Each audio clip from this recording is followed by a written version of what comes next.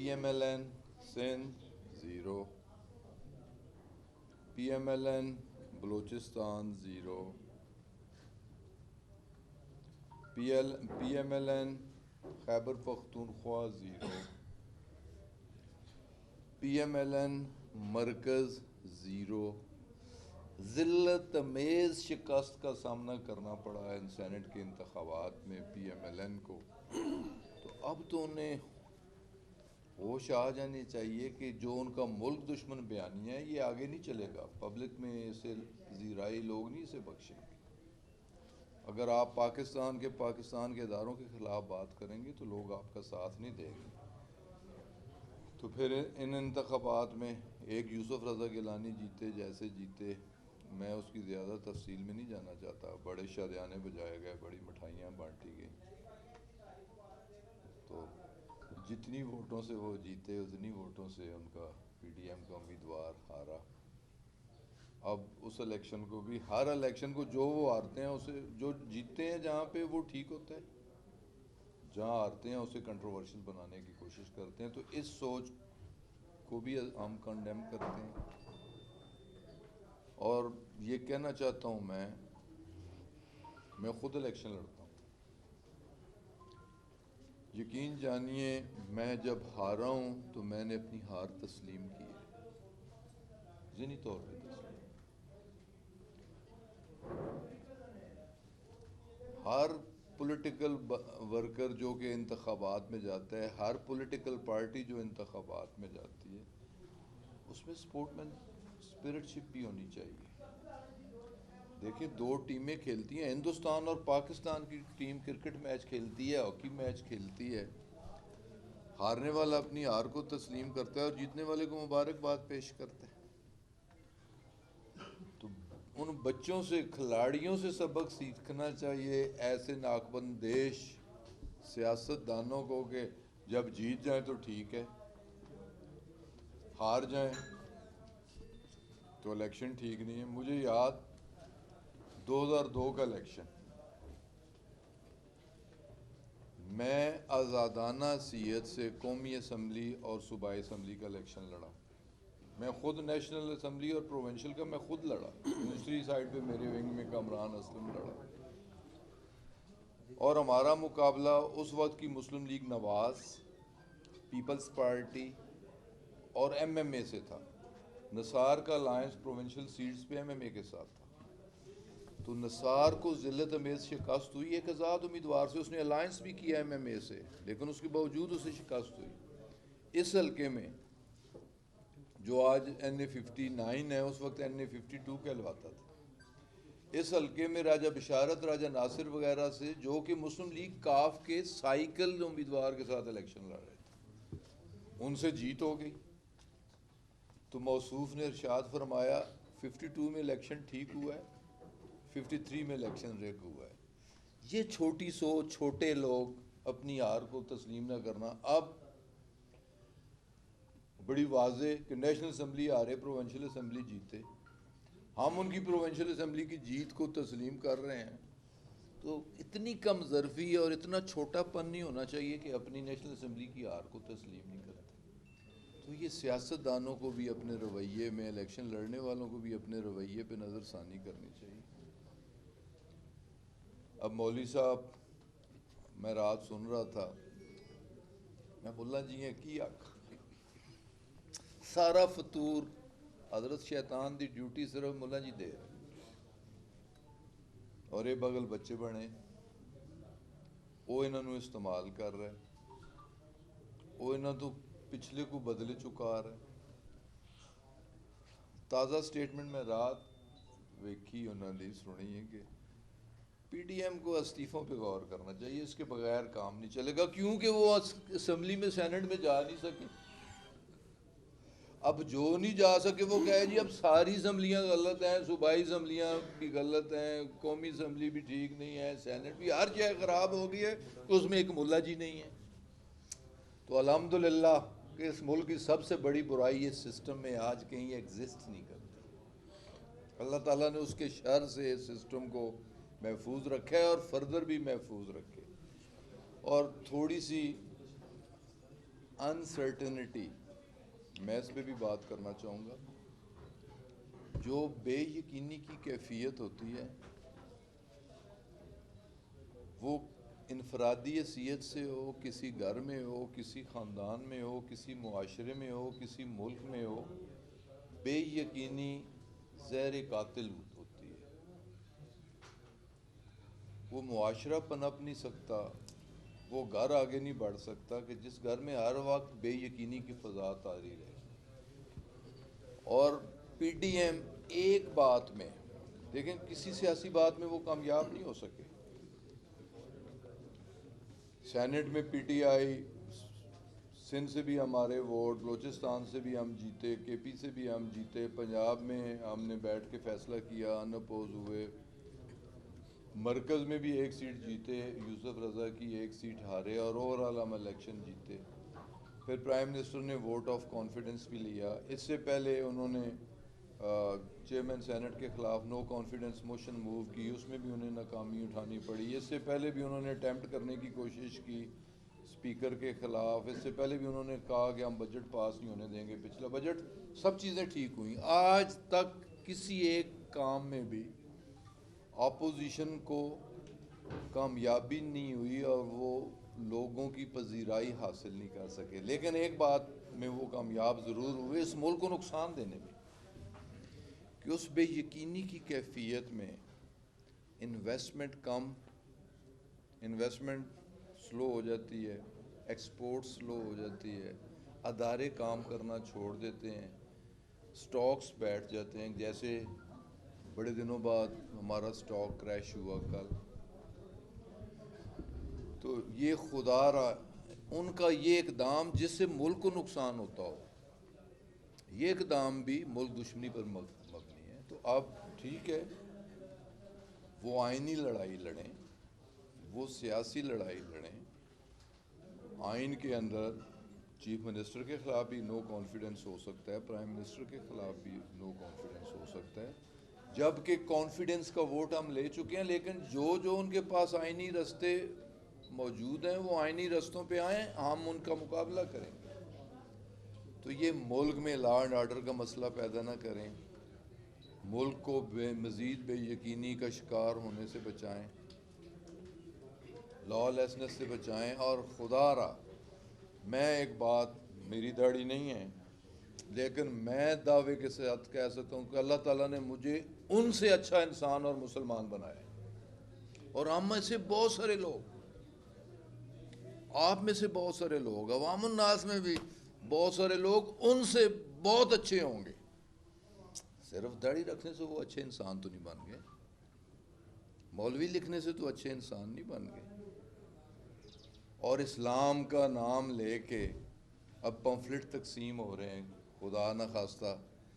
اور میں صرف یاد دہانی کے لیے، اور میں یہ چاہوں گا کہ اس پوائنٹ کو بھی ضرور ہائی لائٹ ہونا چاہیے کہ جمعیت علماء اسلام ہند کا آج بھی نعرہ میرے کانوں میں گونجتا ہے، جو انہوں نے تحریک پاکستان کی مخالفت کی تھی. جمعیت علماء اسلام ہند کا نعرہ آج بھی میرے کانوں میں وہ ویڈیو گونج رہی ہے. میں نے خود ویڈیو دیکھی ہے، پلوامہ واقعہ جو کشمیر ایشو پہ ٹینشن تھی. جمعیت علماء اسلام ہند کی یہ سٹیٹمنٹ تھی کہ جمعیت علماء اسلام پاکستان ہماری ذیلی برانچ ہے، اور وہ کہہ رہے ہیں جلا دو جلا دو پاکستان کو جلا دو. ہم اس سوچ کی بھرپور مذمت کرتے ہیں اور بھرپور نفرت کرتے ہیں ایسے لوگوں سے. تو اس کو کم از کم ایسے لوگ جو پاکستان کے دشمن، میں کہوں گا وہ اسلام کے بھی دشمن، اور اسلام کا نعرہ لگا کے اسلام کا استعمال کر کے نام اور مسلمانوں میں انتشار پیدا کرنے کی کوشش کرنا، تو اس سوچ کی بھی ہم بھرپور مذمت کرتے ہیں. الحمدللہ یہ ملک اسلام کے نام پہ حاصل ہوا ہے. یہ ملک حاصل کرنے کے لیے میرے لاکھوں بزرگوں، بھائیوں، بہنوں، بیٹیوں نے جانوں کی، عصمتوں کی، گھر بار کی، اپنے آباء و اجداد کی قبروں کی قربانیاں دیں اور یہ مملکت خدا داد حاصل ہوئی. اور میرا ایمان ہے کہ یہ لیلۃ القدر کی رات 14ویں رمضان المبارک کی رات 27ویں رمضان المبارک کی رات کے ملک مارز وجود میں آیا، اللہ تعالیٰ اس کی حفاظت فرمائے گا. اور یہ مسلمانوں کا ملک ہے، ہم سب ایک ہیں، تو مسلمانوں میں انتشار ڈالنے کی کوشش نہ کریں، پاکستانیوں میں انتشار ڈالنے کی کوشش نہ کریں. تو بس یہ کچھ مجھے کہنا تھا. اگر کسی بھائی نے کوئی صاحب پی ڈی ایم کا ایک تو شکریہ ادا کریں کہ انہوں نے آپ کو کندھا دیا ہوا ہے کہ حکومت کی جو کمزوریاں ہیں وہ ساری ان پہ ڈال دی ہیں. مہنگائی، بے روزگاری نہ تو سینٹ میں ڈسکس ہوئی نہ آج آپ نے ڈسکس کی. جو غریب عوام ہیں، جو لوگ ہیں، وہ حکومت کی طرف دیکھ رہے ہیں کہ آخر ان کو کب ریلیف ملے گا. لوگ بے روزگار ہو رہے ہیں، قوت خرید لوگوں کی کم ہو چکی ہے. اس معاملے کو خان صاحب آپ کیوں نہیں اٹھاتے؟ دیکھیں جی، آج کا ایجنڈا جیسے میں نے آغاز میں ہی بات کی، 2 ایشوز تھے. یہ کوئی معمولی ایشو نہیں تھا کہ نواز شریف باہر بیٹھ کے ایک کرمنل شخص، ایک ایبسکانڈر شخص پاکستان کے خلاف بات کرے، پاکستان کے اداروں کے خلاف بات کرے، اداروں کے سربراہوں کے خلاف بات کرے. یہ معمولی بات نہیں ہے. اسے آپ اس طرح نہ لیں کہ دنیا اسے کس طرح لے رہی ہے اور ہم کہیں جی کوئی گل نہیں جی، خیر ہے جی، وہ تو ٹونٹا کیتی سو.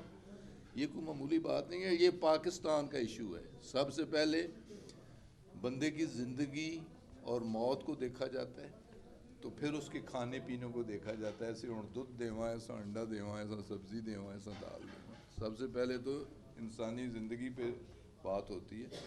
تو سب سے پہلے تو میں پاکستان کی بات کر رہا ہوں. مہنگائی ہماری حکومت کا ایک ایشو ہے، پی ڈی ایم ہمارا ایشو نہیں ہے. پی ڈی ایم چلے ہوئے کارتوس ہیں، یہ کچھ بھی نہیں کر سکتے اس حکومت کا، سوائے کہ حکومت کو اور ملک کو نقصان اس طرح پہنچا سکتے ہیں کہ آج لانگ مارچ ہے، آج ہے تحریک ہے، آج وہ تحریک ہے. اس سے ایک بے یقینی جس پہ میں نے تفصیل کے ساتھ بات کی، اس سے پاکستان کو نقصان ہوتا ہے.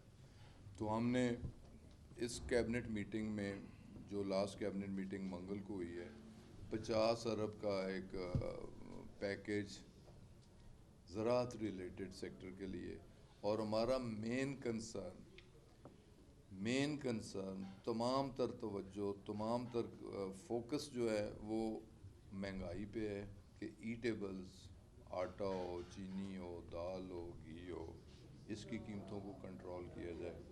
اور مقدس ماہ رمضان کی آمد ہے، اس کے لیے بھی 7 ارب روپے کا ایک پیکیج کہ وہاں سبسڈائز چیزیں کہ ایک لوور مڈل کلاس یا ایک غریب آدمی کے لیے بنیادی ضروریات زندگی، یوٹیلٹی سٹورز پر بھی اویلیبل ہوں. اور اس کے علاوہ ریگولرلی ہر ہفتے ایک میٹنگ ہوتی ہے کہ مہنگائی کو کس طرح کنٹرول کیا جائے. تو فوکس ہی ہمارا صرف اب سارا فوکس اسی بات پہ ہے کہ کسی طریقے سے مہنگائی کو کم کیا جائے، بے روزگاری کو کم کیا جائے. انڈسٹری کا پہیہ فل سوئنگ کے ساتھ چل رہا ہے، اسے اور تیز کیا جائے، ایکسپورٹ بڑھائی جائے. تو یہی فوکس ہے ہمارا. تو انشاءاللہ تعالیٰ آئندہ 2-2.5 سال اسی پہ توجہ ہوگی. خان صاحب، آپ کے محبوب قائد کبھی جھوٹ نہیں بولتے. انہوں نے کل کہا کہ سینٹ میں منڈی لگی.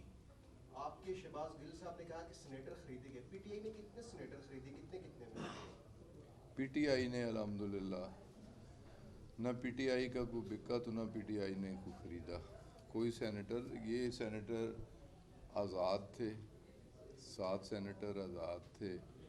ان 7 کے 7 نے ووٹ اپنی مرضی سے، دیکھیں نا، انہوں نے نیشنل چیئرمین کا ووٹ انہوں نے نہیں دیا، یا ووٹ انہوں نے ضائع کرنے کی کوشش کی یا ضائع کیا، اور ڈپٹی چیئرمین کا ووٹ انہوں نے، ڈپٹی چیئرمین کا جو ہمارا الائی تھا، کینڈیڈیٹ تھا، اسے دیا. تو یہ آزاد آدمی تو آزاد ہے. باقی پی ٹی آئی کے 48 سینیٹر تھے، 48 کے 48 نے اپنے کینڈیڈیٹس کو ووٹ کیا. سر آپ دھاندلی کی بات کریں، ماضی میں 124 دن آپ لوگوں کا دھرنا رہا ہے کہ آپ لوگوں کا بھی تو یہی وتیرہ تھا کہ جدھر جیت گئے وہاں پہ میٹھا میٹھا ہف ہف، جہاں ہار گئے کڑوا کڑوا تھو تھو. دیکھیں میرے بھائی، میرے سوال پورا ہونے تھے. جی میں سوال آپ کو سمجھ سوال گیا. پورا ہونے تھے. اچھا، تو کیا وہ کون سا جادو چلا، کون سا ضمیر زندہ ہو گیا جو کہ 7 ووٹ گیلانی صاحب کو سینٹ میں پڑے تھے اس دفعہ آپ کی طرف؟ دیکھیں یہ ضمیر کن کے مردہ تھے اور کن کے بیدار ہوئے وہ تو اللہ جانتا ہے اور وہ خود جانتے ہیں. ہم تو اسی لیے کہہ رہے تھے, ہمارا اسی لیے مطالبہ تھا, اور یہ آج سینیٹرز کو بھی اور الیکٹڈ جو جتنے بھی ہاؤسز ہیں انہیں یہ تانا نہ سننا پڑتا کہ ہمارے مطالبے پہ یہ سیکرٹ بیلٹ کا سلسلہ ختم ہو جاتا, اوپن الیکشن ہوتا, شو آف ہینڈز پہ ہوتا, ہر کسی کو پتہ چل جاتا کہ کس نے ضمیر کے خلاف فیصلہ کیا اور کس نے ضمیر کے مطابق فیصلہ کیا. اس ادارے کی, اس سسٹم کی, ہم لوگوں کی کریڈیبلٹی اور بڑھتی. اس کا سب سے زیادہ نقصان دیکھیں نا, جمہوریت جمہوریت جمہوریت, انٹلیکچوئلز بھی بیٹھتے ہیں, ٹاک شوز میں بھی بیٹھتے ہیں, انٹلیکچوئلز آپ کے پرنٹ میڈیا میں بھی لکھتے ہیں جی کہ جمہوریت کو اسٹرینگتھن کرنا چاہیے, جمہوریت کو مضبوط کرنا چاہیے, الیکشن ٹرانسپیرنٹ ہونے چاہیے, شفاف ہونے چاہیے, یہی کہا جاتا ہے, یہی لکھا جاتا ہے.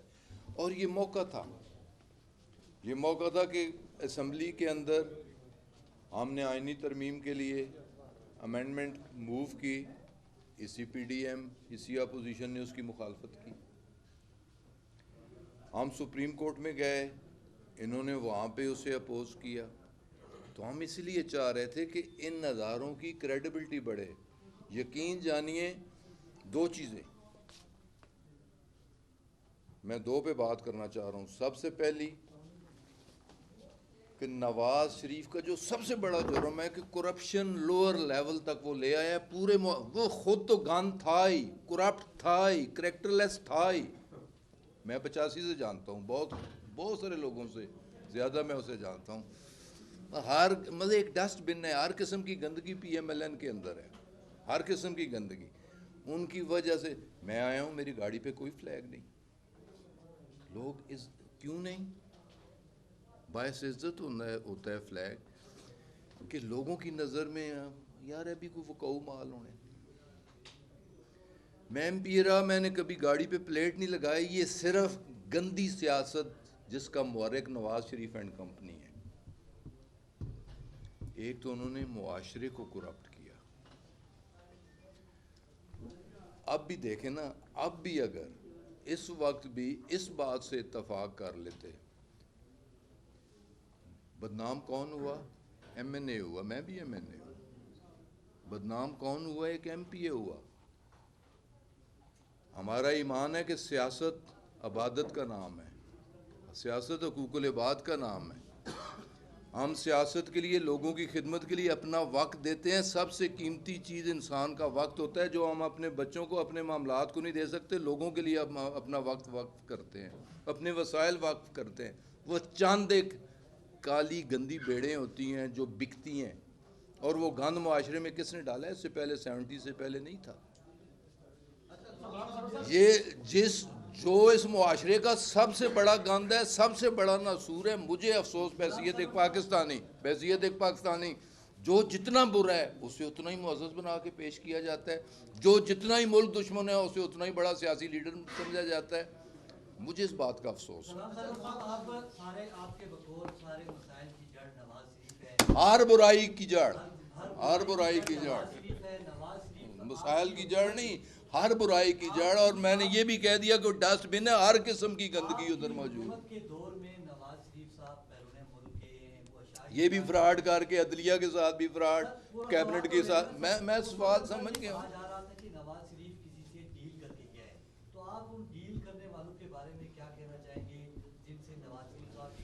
میرے بھائی, ہم سب دنیا دار لوگ ہیں. ایک پیسے والا آدمی جب جیل جاتا ہے نا کسی کیس میں, تو سب سے پہلے جیل والوں کی مٹھی گرم کرتا ہے اور اسپتال میں گنتی ڈلواتا ہے.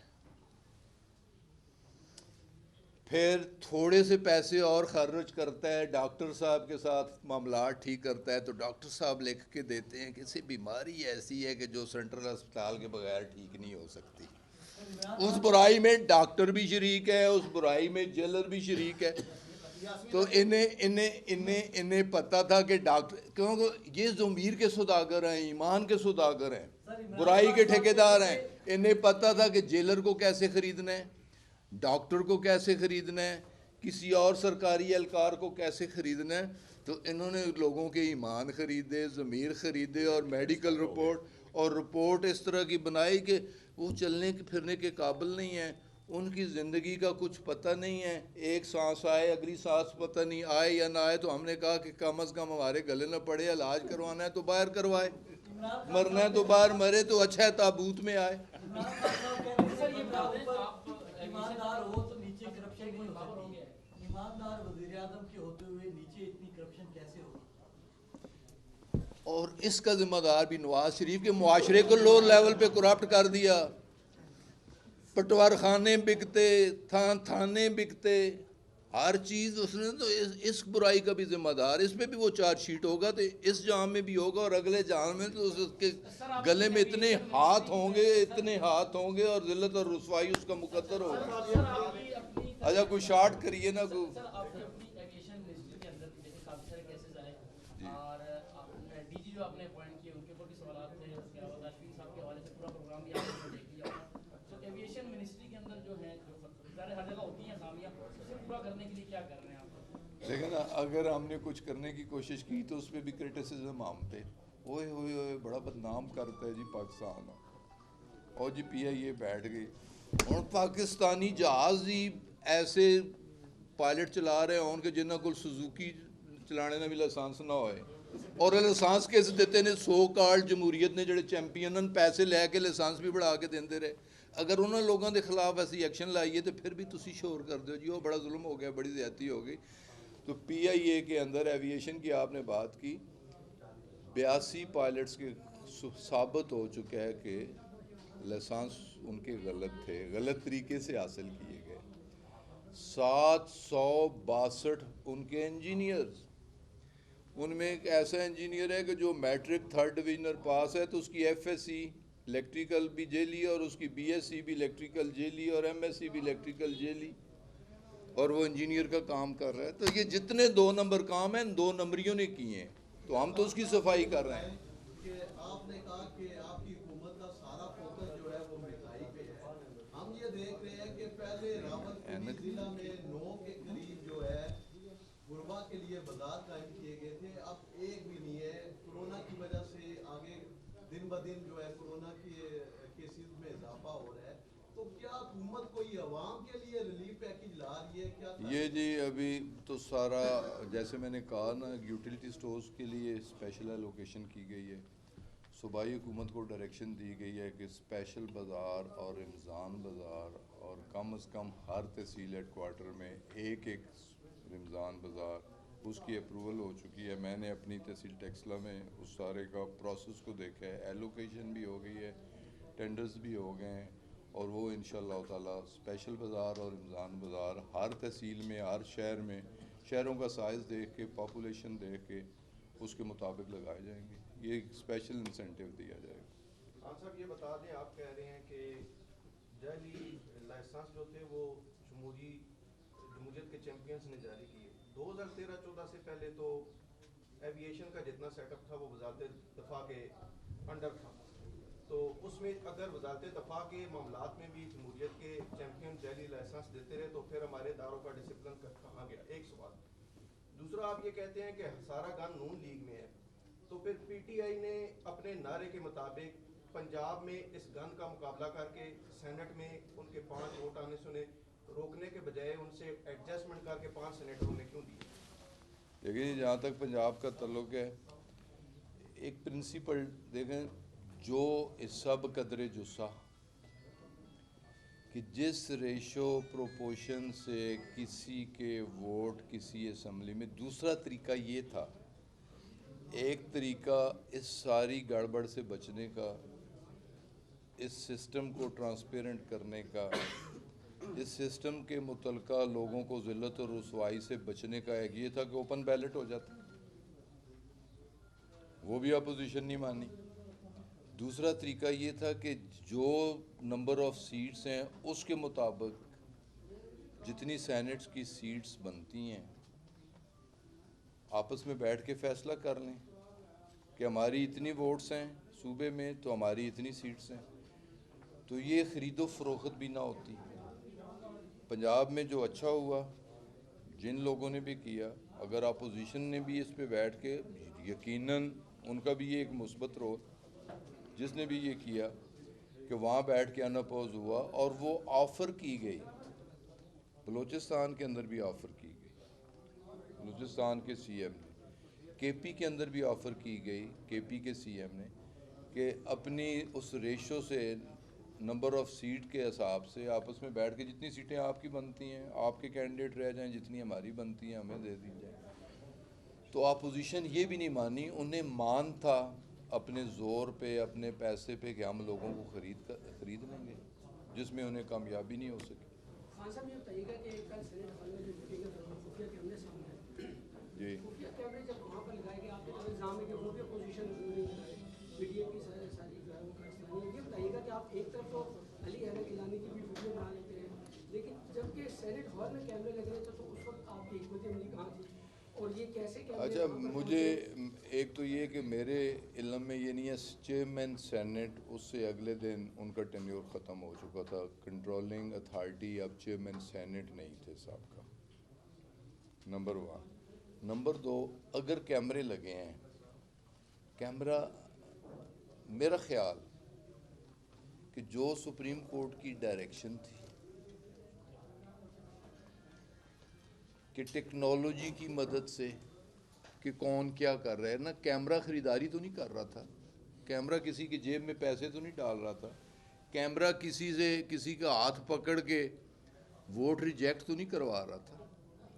کیمرہ تو اگر لگا تھا تو کیمرے نے تو صرف یہ بتانا تھا کہ کون کیا کر رہا ہے.